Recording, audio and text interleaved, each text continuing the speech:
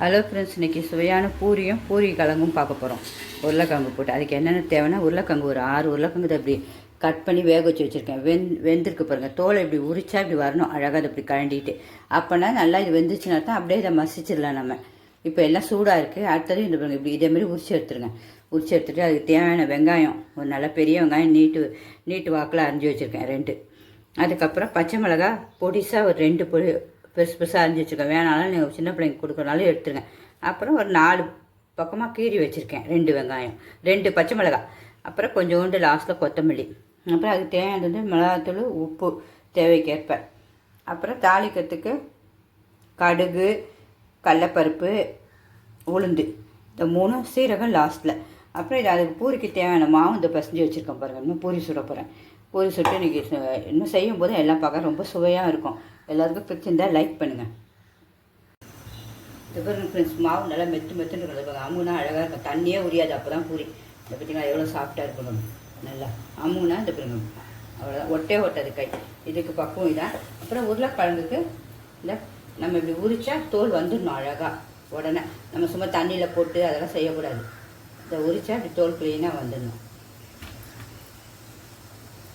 அழகாகவே வந்துடும் பாருங்க. வந்தோடனே இந்த இப்படி அமுக்குனா நல்லா இப்படி உடையணும். கிழங்கு உடையுதா, இதுதான் பக்குவம் உருளைக்கிழங்கு கூட்டுக்கு. நான் இப்போ இந்த மற்ற வச்சு தான் அமுக்க போகிறேன் லைட்டாக. ஏன்னா கொஞ்சம் நான் ஒன்று பெருசாக இருந்தால் நல்லாயிருக்கும். அது இது வச்சா அழகாக சூப்பராக வந்துடுச்சா. ஈஸியான மெத்தடு. நல்லா வெந்துச்சுன்னா அழகாக வந்துடும் பூ போல். அவ்வளோதான், எல்லாத்தையும் இப்படி ஒன்று செஞ்சுருங்க. அவ்வளோதான் வச்சுட்டு இன்னும் கூட்டு செய்யும் போது பார்க்கலாம் உருளைக்கிழங்கு. அவ்வளோதான், எவ்வளோ சூப்பராக வந்துடுச்சு பாருங்கள்.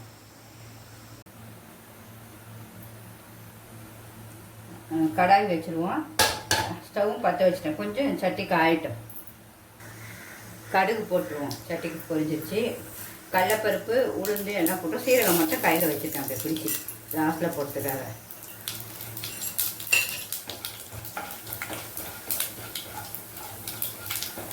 கலர் ப்ரௌனிஷாக வரட்டும் கொஞ்சம்.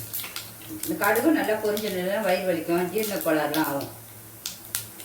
அப்புறம் வெங்காயத்தை போட்டுருவோம். எவ்வளோ சார் இன்னும் கொஞ்சம் குறைச்சிடுவோம். வெங்காயம், கருவேப்பிலை, பச்சை மிளகாய் எல்லாமே போட்டுடலாம். போட்டு அதுக்கு தேவையான உப்பும் போட்டுருவோம். உப்பு நமக்கு தேவைக்கேற்ப தான். இன்றைக்கி நல்லா தான் போடுறேன் நான். இன்றைக்கி எங்கள் வீட்டுக்கு அழகாக விருந்தாளிங்க வராங்க. சரி, அதனால் காலையில் டிஃபன் செஞ்சுருவோம்.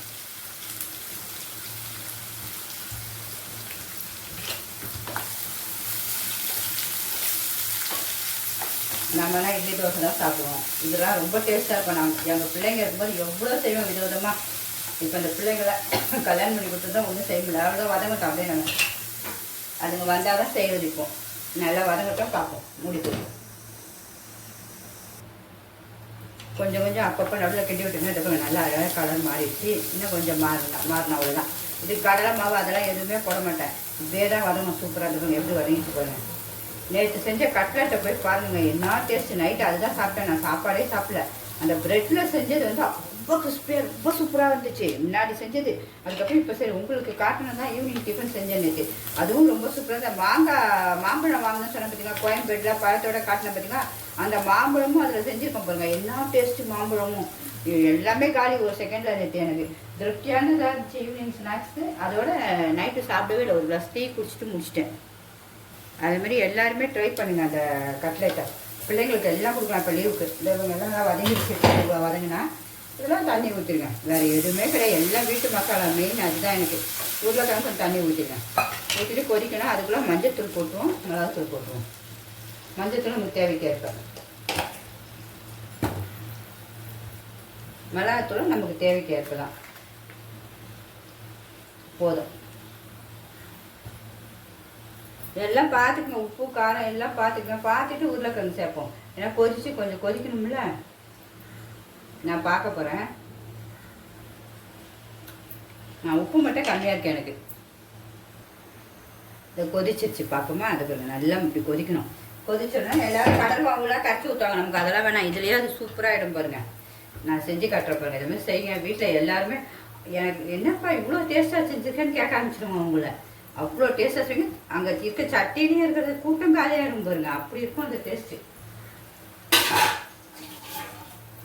இன்னும் கிண்டி விட்டுட்டு கொஞ்சம் மூடிடுவோம், கலரி விட்டுட்டு.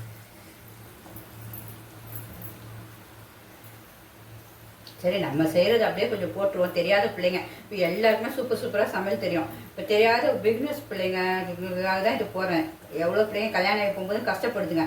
அது எனக்கு சமைக்க தெரில, இது தெரில, திடீர்னு வெளியே போனாலும் பெரியவங்க என்னால் செய்ய முடியல. அவங்களுக்காக தான் மெயின்.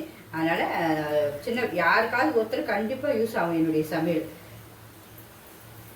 அந்த ஒரு நல்ல எண்ணத்தால் தான் நான் போட்டுட்ருக்கேன், வேறு ஒன்றும் இல்லை.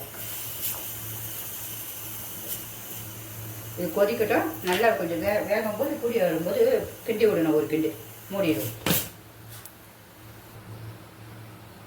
இந்த பாருங்க ஃப்ரெண்ட்ஸ், நல்லா அழகாக வந்துச்சா. இந்த அளவு வேணுனாலும் உங்களுக்கு இறக்கிக்குங்க. எனக்கு இன்னும் கொஞ்சம் கட்டியாக வேணும். ஏன்னா இது கொஞ்சம் தண்ணியாக இருக்குதுங்க. எல்லோரும் நிறைய பேர் தண்ணியாக தான் கேட்பாங்க. எனக்கு இன்னும் கொஞ்சம் கட்டியாக வேணும். அப்போ நீங்கள் இது கொத்தமல்லி போட்டு இறக்கிடுங்க. இன்னும் ஒரு செகண்டு அப்புறம் பார்க்கலாம். ஹலோ ஃப்ரெண்ட்ஸ், சுவையான உருளைக்கிழங்கு ரெடி. இப்போ பூரியும் சுட்டு காட்டிடுறேன். எவ்வளோ அழகாக அப்படியே எண்ணெய் திரண்டு வந்துடும் பாருங்க. அவ்வளோதான். இனிமேல் நீங்கள் இறக்கிட வேண்டியதான். உங்களுக்கு கொத்தமல்லி எவ்வளோ வேணால் அதுக்கு தோலாம், உங்கள் இஷ்டம் தான். நான் கொஞ்சம் தான் போகிறேன். அப்புறம் கொத்தமல்லியாக ஒவ்வொருத்தருக்கு பிடிக்கும். அப்போ வரவங்களுக்குலாம் பிடிக்குமோ, ஒவ்வொருத்தருக்கு பிடிக்காது. சரி, நம்ம இவ்வளோ போதும். எப்படி இருக்குது? ஓகே ஃப்ரெண்ட்ஸ், ஆஃப் பண்ணிவிடுவோமா, மூடிடுவோமா? எண்ணெய் வச்சுட்டேன். எண்ணெய் கொஞ்சம் தான் வச்சுருக்கேன். இந்த எண்ணெய் திருப்பி யூஸ் பண்ண மாட்டேன் சொல்லியிருக்கேன். சட்டி காஞ்சோன்னே இதை அப்படியே போட்டுருவோம் பூரியை. நான் எல்லாமே இந்த இது வந்து கடாய்க்குன்னு வச்சுருப்பேன். இந்த ஒரே ஒரு எண்ணெய் பொரிக்க, அதனால் கடாய் கருப்பாக இருக்கும். வேற ஒன்று. அந்த பூரி எப்படி பொப்புது மட்டும் பாருங்கள் நீங்கள். இங்கே பாருங்க, ஓட்டை பார்த்தோமா எல்லாம் அந்த காலத்துது எல்லாம். இப்போல்லாம் எதுவும் வாங்கல. பிள்ளைங்க இருக்கும்போது உள்ளது கல்யாணம் ஆயிடுச்சு. புதுசாக வாங்குங்க மம்மின்னுச்சிங்க. எனக்கு வேண்டாமா, இருக்கிறத வச்சே யூஸ் பண்ணால் போதுன்னுட்டேன். பூரி பார்த்தீங்கன்னா எல்லாம் வடகம்பில் தான் போடுவேன். எவ்வளோ சூப்பராக பூரி வருது பாருங்க.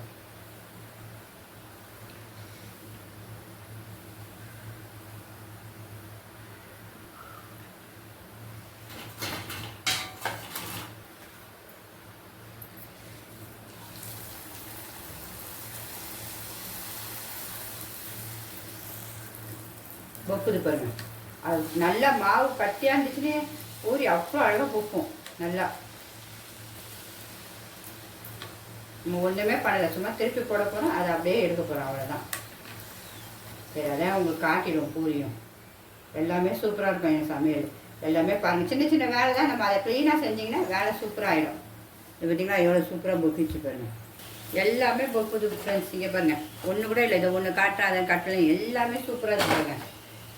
நான் வடகம்பில் எப்படியே எடுத்துருவோம் ஒரு வாரத்தில். இதை பார்த்தீங்களா தெரியுதா? இப்போ அடுத்தது போட்டுருவோம். அப்படியே ஒன்று போடும்போது ஒரு எடுத்துடணும், அவ்வளோதான். டக்கு டக்குன்னு வேலை முடிஞ்சிடும். எல்லாம் 10 நிமிஷம் தான் சமையல்லாம். எனக்கு ரொம்ப இன்ட்ரெஸ்ட்டாக செய்யணும் எல்லாருமே. அப்போ தான் அது வந்து ஈஸியாக இருக்கும் நமக்கு.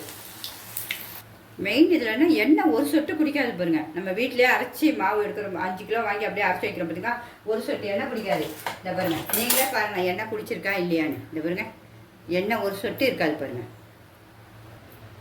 ஹலோ ஃப்ரெண்ட்ஸ், பார்ப்போமா சுவையான பூரி உருளைக்கிழங்கு எப்படி இருக்குது பாருங்கள். சூப்பராக இருக்கா? நம்ம டேஸ்ட்டும் பார்ப்போமா கொஞ்சம் வச்சு. பூரி ரொம்ப சூப்பராக இருக்கும், அட்டகாசமாக இருக்கும். எப்படி கொப்பி இருக்குது பாருங்கள், அதுதான் மெயின்.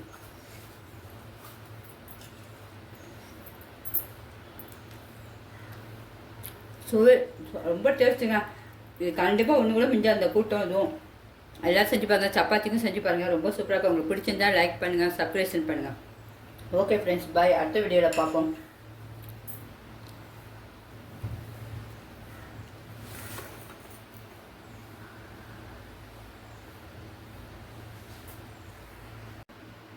ஹலோ ஃப்ரெண்ட்ஸ், இன்றைக்கி காலையிலே டிஃபனு பூரியும் உருளைக்கிழங்கு கூட்டம். அது எப்படி செய்யணும்னு உங்களுக்கு காட்டியிருக்கேன் பாருங்கள். ரொம்ப சுவையாக இருக்குது. பூரியும் அவ்வளோ ஒரு சாப்பிட்டு அவ்வளோ ஒரு நல்லா இருந்துச்சு பாருங்கள். பூரி ஒரு எண்ணெய் கிடையாது, ரொம்ப நல்லா இருந்துச்சு பூரி. சரி, அது அப்படியே உங்களுக்கு காட்டிடுவோம். காலைல டிஃபன் ஒரு நாளும் காட்டினது கிடையாது. என்னுடைய காலைல டிஃபன் எப்படி இருக்குன்னு பாருங்கள். நல்லா இருந்தால் லைக் பண்ணுங்கள்.